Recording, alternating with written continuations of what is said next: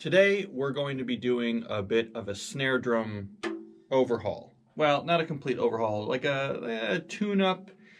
We're going to change the head on it because this one is way past due. It's a little hard to see with the lighting in here, but the coating is chipped away in the center where I strike. And there's a date on the bottom of this head. Sometimes I date the head so I know how long the head's been on the drum if it's a drum I don't use frequently. And the date on this is June 1st, 2020. So the snare head, the batter head anyway, I don't know about the bottom, but the batter head has been on this drum for 5.5 years. The bottom head is dated also 4/22/21. So the bottom head's been on this snare for almost 5 years, and the top's been on there 5.5, almost 6 years. Clearly, I don't use this snare drum very often because I would never let my heads go that long. But what that also indicates to me is that some of the common practices I have when it comes to maintenance and care and tuning and maybe aftermarket parts that I use to replace things with haven't been done to this snare because I only got this snare in early 2020. This was part of the blood spatter kit that Yamaha did for me. It's a stage custom. It's not a particularly expensive drum set. This snare drum alone in the store, retails for like a $120, $130, something like that. But it is a good sounding snare. It's a good workhorse snare. And with some of the things that I'm going to add to this drum, it's going to be a really, really reliable, good, solid snare for use either in a studio or live. With that, let's dive in. Okay, so first things first, with changing out the snare head and kind of getting it all souped up, this thing needs fresh heads on it and it needs a little bit of reinforcement. I want to make sure that this thing is as bulletproof as I can make it. So we're going to start with a fresh head and then we're going to add some other small little details and trinkets to it. So first things first, we're going to need all of our tools and all of our toys for this. I have here a brand new, fresh Aquarian drum head. When it comes to wood snare drums, I like a drier sound out of them. So I've been using these heads that have this thin muffle ring on the inside of the head. If you can see it kind of in here, right? That dampens the drum slightly and sort of dries out the sound. I also have a reinforcement dot on the bottom of this for a little added reinforcement. So this head is a Aquarian Focus X, it's called. Then I have a few other things that we're going to use here. So I have my drum keys, okay? Inside of the tension rods, tension rods will have a metal washer spacing them from the metal hoop. I add these Danmar nylon tension rod washers. So this helps with making tuning a little bit easier and also protects the hoop from the tension rod so it's not direct metal on metal contact.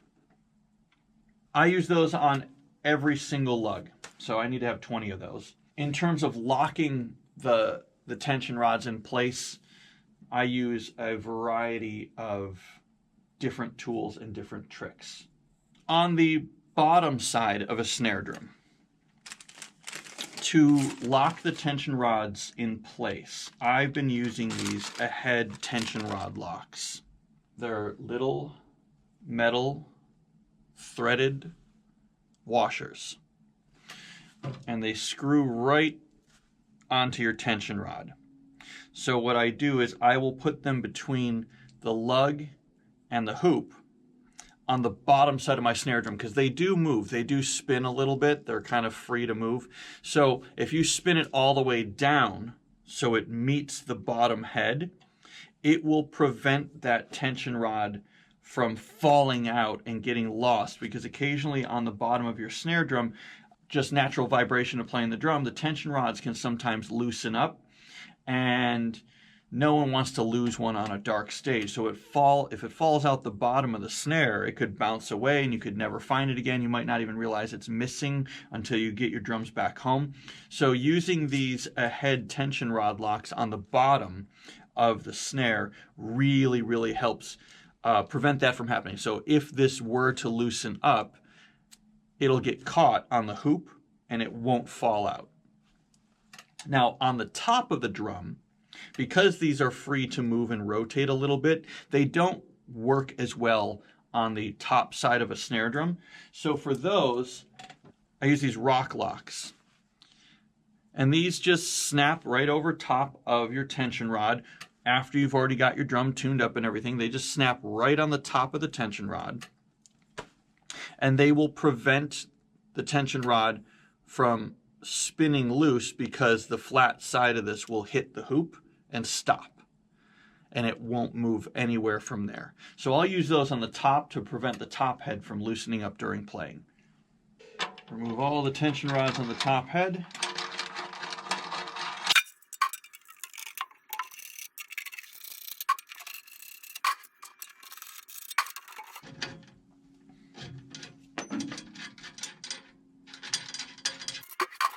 Okay, so we got our old beat up drum head.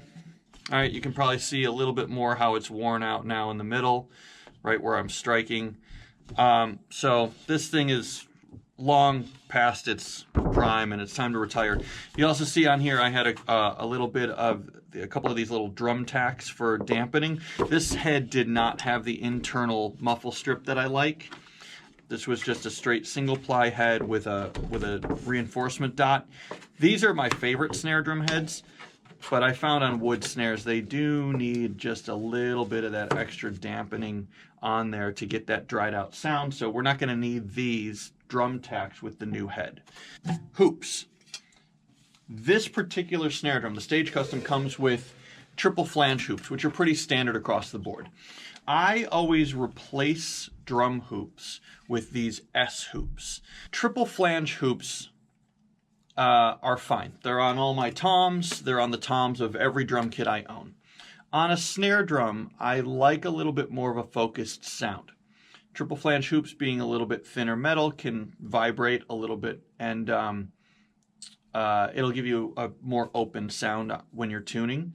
I like more of a focused sound, so I like a heavier hoop on my snare drum. If I have a snare that has die cast hoops on it, I will stick with the die cast hoops. But I'm a heavy rim shot player also, and so with triple flange hoops, I tend to bend them, and being a thinner metal, they can bend a little bit easier. So the other thing too is they chew up your drumsticks really, really quick, especially if you're playing rim shots on every hit like I do. So in an effort to make my sticks last a little bit longer and to not have to replace hoops all the time from bending them, I always take the triple flange hoops off my snares and replace them with these S hoops. They have a flatter surface on top, so when you are playing a rim shot on it, you have more surface contact between the stick and the hoop, which will do a little bit less damage to your sticks. And I noticed that my sticks last a lot longer when playing on S hoops versus triple flange or die cast. I've also broken die cast hoops. I've never bent a die cast hoop, but I've actually cracked them and broken them before. I have yet to ever damage a S hoop. For that reason, I use them on both the top and the bottoms of my snare, because I have in the past had a snare drum fall in the back of a trailer, and when I took the snare out of the case, the bottom hoop was damaged. You know, if it was a triple flange hoop and the bottom hoop got bent because the drum fell and it was inside a case, but because it fell, just the weight and shock hitting the ground bent the bottom hoop. Thankfully, the drum was okay, but after that, I switched the bottom hoops of all my drums from triple flange to S hoops, and I have never damaged a drum hoop since. Also, if you do a lot of side stick work, because you have this flatter surface, you're making more contact with the stick and the metal. There's more surface area. You get a really nice, sharp side stick sound, which I really love. So if a snare drum doesn't come stock with die-cast hoops on it, which I believe I only own 2 snares that have die-cast hoops, then automatically I'm going to replace it with an S hoop. And so every snare drum I own, outside of 2 of them, has S hoops on it. Take a look at our shell. Make sure that the edges are nice and clean. I always kind of inspect to make sure that there's no dust. There's no buildup. Everything's really nice here. You know, this drum doesn't get used very often, so it looks good. There's no damage to the edge or anything like that. Nice birch, you know, nice solid thick birch shells. Let's talk snare wires too for a second.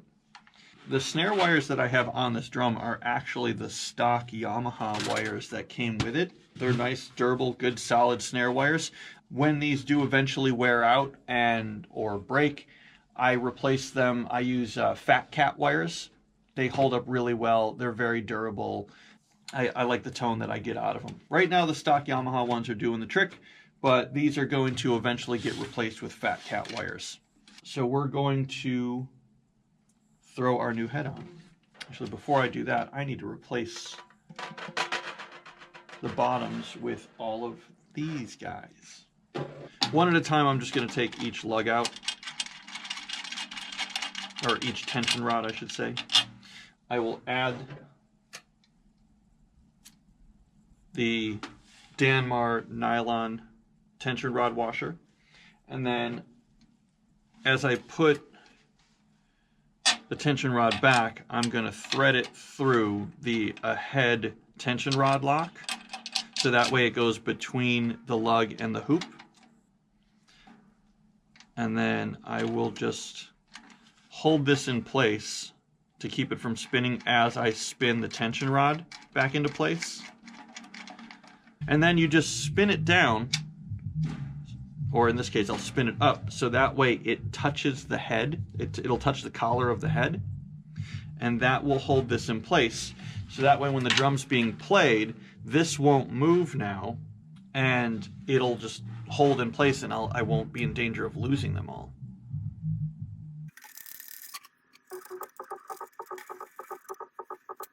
It's gonna take forever. I'll edit this part.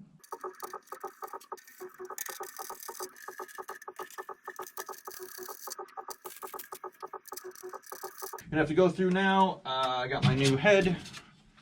We're gonna pop this on, throw our new hoop on. Okay, now we have to outfit all of the tension rods from the top with the Danmar tension rod washers again.